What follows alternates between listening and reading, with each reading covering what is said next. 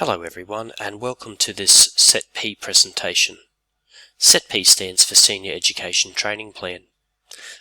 And in this presentation today we'll cover the Queensland Certificate of Education, the ATAR, which is the Australian Tertiary Admissions Rank, the primary mechanism used for university entrance for high school students, school-based apprenticeships and traineeships, and also our TAFE at school programs. The purpose of this presentation is to help students and parents understand the underlying principles of our senior phase of learning. Specifically, we will discuss working towards that QCE, the ATAR pathway, and also the applied practical pathway. So what does working towards a Queensland Certificate of Education even mean? Well, the QCE at Redcliffe is very important, and our aim is for 100% of students to attain it by the time they complete Year 12. It's awarded when you meet set requirements, and I'll cover them soon. It recognises your achievements in both Years 11 and 12. It shows employers and training providers that you've worked consistently and to a high standard throughout your entire senior phase of learning. The QCE can also be used to enrol in further education and training, both within Queensland, interstate, and also overseas, as it is recognised in many different jurisdictions, both within the country and around the world itself. So how do you obtain a QCE? There's 4 things that we must meet: set amount, at a set standard, set pattern, and literacy and numeracy. Let's look at set amount. We need to obtain 20 credits from courses of study, including QCAA developed subject courses, VET qualifications, non-Queensland studies, and recognised studies. At Redcliffe High, we offer the QCAA developed subjects and courses, and we also offer VET qualifications. These courses and qualifications need to be completed to a set standard in order to accrue credits. What does a set standard mean? Basically, it is a C result or better for our QCAA developed subjects, our applied and general courses, or alternatively, if you're undertaking a VET qualification, competency or qualification completion, pass or equivalent, to obtain that set standard. We also need to consider this thing called set pattern, which means that 12 credits from completed core courses of study and 8 credits from any combination of these here, core, preparatory or complementary. I know this sounds a little bit complicated, but at its heart, this means that students in Year 11 and 12 cannot have too many subject changes. In fact, they must do 3 subjects continuously for 2 years and complete those to the set standard in order to meet this set pattern requirement and obtain those 12 credits. The reason for it being 3 subjects is that each QCAA developed subject, if you undertake it for 4 units, is worth 4 credits, and 3 4s are 12. The final thing that we need to do is meet our literacy and numeracy requirement. So students must meet literacy and numeracy through one of the available learning options, and at Redcliffe State High School that can be by completing the Certificate 2 and Skills for Work qualification, or by successfully completing 1 unit of either an English or a maths related subject in grade 11 and 12. Let's now talk about the QCE in a little bit more detail, because there are 2 key pathways. There's our ATAR pathway. Students undertake this pathway if they are wanting to pursue tertiary or university study post-school. If students aren't interested in pursuing that pathway, they should consider the applied pathway, which is all about TAFE, traineeships and apprenticeships, or entry into the workforce. Let's look at our ATAR pathway. As indicated previously in this presentation, it's the primary mechanism used nationally for tertiary admissions, and it indicates a student's position relative to other students. It's a 2,000 point scale from 99.95, which is the highest ATAR you can possibly get, right down to 0. However, it should be noted that ATARs less than 30 will be expressed as 30 and below.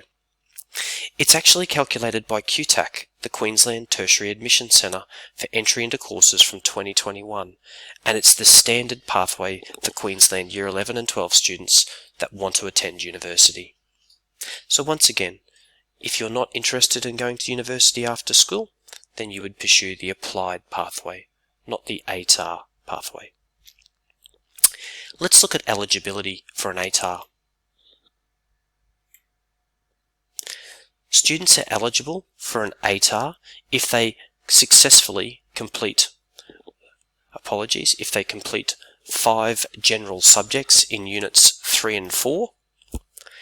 Alternatively, if they complete 4 general subjects plus either an applied subject or completed a Cert 3 or higher VET qualification. It should be noted that to be ATAR eligible, you do need to pass an English subject. So an English subject at Redcliffe High can either be the general subjects, literature and English general. Alternatively, they can do the applied, the essential subject, essential English, but they must pass that to be ATAR eligible. So once again, students can be ATAR eligible by enrolling in 5 general subjects. Alternatively, they can do 4 general subjects plus either an applied subject or a completed Cert 3 qualification or higher. Let's now look at prerequisites. So Redcliffe State High School does apply prerequisites to senior subjects, and these are recommended levels of study that you should obtain in Year 10 in order to do the subjects in grade 11 and 12. So we apply these to ensure that the students select a course in which they have the capability to be successful. If students demonstrate at least a C standard in Year 10 General English, that is generally the mechanism that we use, or the yardstick that we use to undertake any general subject in grade 11. However, we are open to discussions with our stakeholders in that space. So the subjects that we offer here at Redcliffe High can only be offered if sufficient numbers allow for the class to actually be viable, and our senior subject guide contains a list of all prerequisites. The senior subject guide can be found by Googling Redcliffe State High School, hovering over the curriculum tab, navigating to senior schooling, and then clicking on the subject guide, which is on the right hand side of the Redcliffe High website. As indicated previously, English is a compulsory subject. So to be ATAR eligible, students must successfully complete one of those following subjects: English, literature, or essential English, and that's in Units 3 and 4.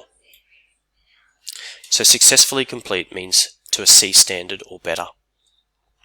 So here are some examples of general subjects: accounting, biology, business, English, economics, digital solutions, drama, and so on and so forth. The Senior Subject Guide 2022 lists all of the possible subject offerings, and it's available on our school's website and as indicated previously by hovering over the curriculum tab, navigating to senior schooling, and you'll find it on the right hand side of that particular page. Here are some examples of applied subjects: tourism, essential English, essential maths, and recreation.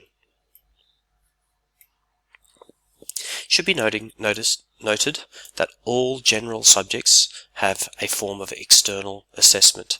It's common to all schools. It's on the same time, the same day. It's developed and marked by the Queensland Curriculum Assessment Authority, conducted in Term 4 of Year 12. It assesses subject matter from Units 3 and or 4 within each general subject. Mathematics and science subjects will have at least 50% external assessment, while all other general subjects will have 25% external assessment, and that the marking is done by accredited markers around Queensland and not done by teachers at Redcliffe State High School. Let's look at our sequence of events.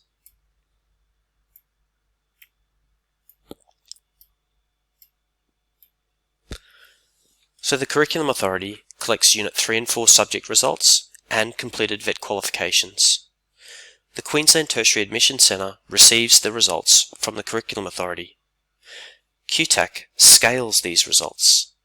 ATARs are then calculated on a ranked scale of 99.95 to 0.00. QTAC then releases ATARs to students. Let's look at scaling of results. It's necessary so that students' results in different subjects can be compared fairly. If a student of a given ability studies a less challenging maths subject, they might get 90 out of 100. But if that same student studied a more challenging maths subject, they might only get 80 out of 100. However, if scaling works, they should end up with the same scaled score. There's a link on our school website for more information, and you can also look up QTAC under the ATAR My Path page for more information about how scaling works. While scaling is important, there's other advice from QTAC which is equally as important, and that is that students should continue to choose subjects that they enjoy, that they are good at, and that are prerequisites for courses they want to apply for post-school. Choosing to study easy or hard subjects will not help with scaling or results. Let's now talk about prerequisites for university. To qualify for a place in any tertiary course, students must satisfy all course prerequisites. To assist with this, each year QTAC releases the QTAC Guide, which outlines prerequisites and prior entry requirements. An example of this is the Bachelor of Education Early Childhood at QT. To gain successful entry into this course, in addition to meeting the TATAR entry requirement, you must have completed English, general maths at a minimum, and at least one general science subject.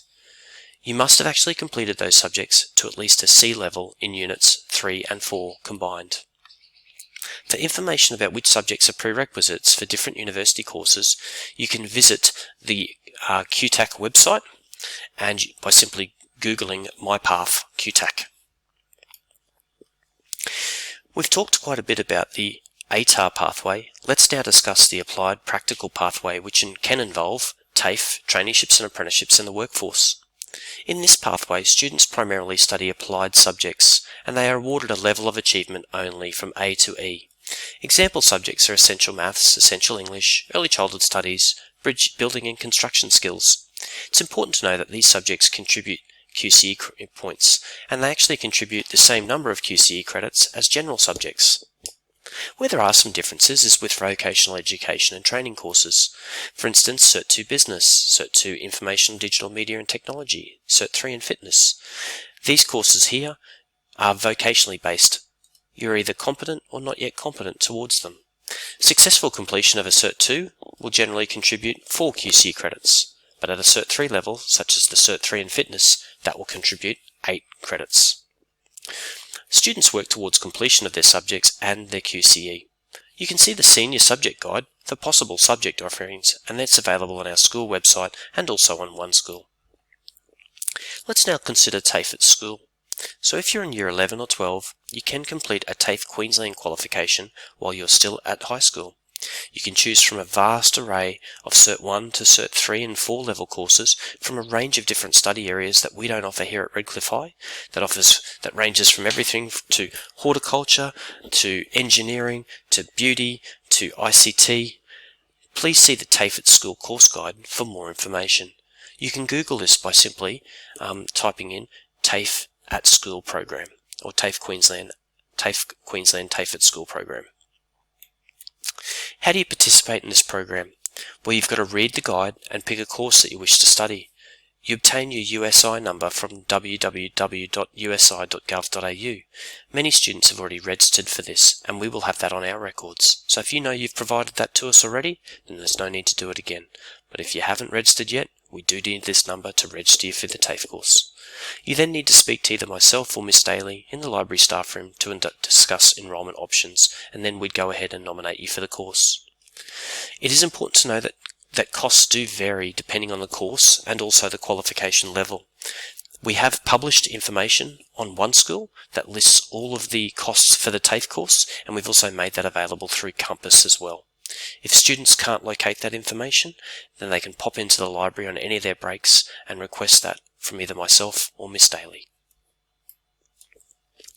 We've discussed TAFE at school. Let's now consider school-based apprenticeships and traineeships. There are some real benefits of these, and they can be explored in more detail by looking at the Apprenticeships Info school-based page, and you can simply Google that. A school-based apprenticeship is different to TAFE because it's actually a part-time job. Students go and work in the workplace, they get paid to do it, but they also undertake a vocational education training certificate as well. In terms of finding out about the opportunities that are available to them, we strongly encourage students to regularly check their emails, as the senior schooling team emails opportunities in a monthly newsletter, and this newsletter lists all of the different jobs that are currently available, along with how to apply. If looking through that newsletter you don't see a job that you're actually interested in, and you know an employer who is willing to offer you a skill-based apprenticeship and traineeship, then please come and speak with either myself, Mr. Mack, or Miss Daly in the Senior Schooling office on the library on one of your breaks with their contact details, and we will ring them on your behalf. There's also some useful websites where you can go for more information on future pathways. You can Google Job Outlook, QTAC, TAFE at schools, and also school-based apprenticeships and traineeships. I'd like to thank you very much for listening to this short presentation, and should you have any further questions, please feel free to reach out to the school. Thank you.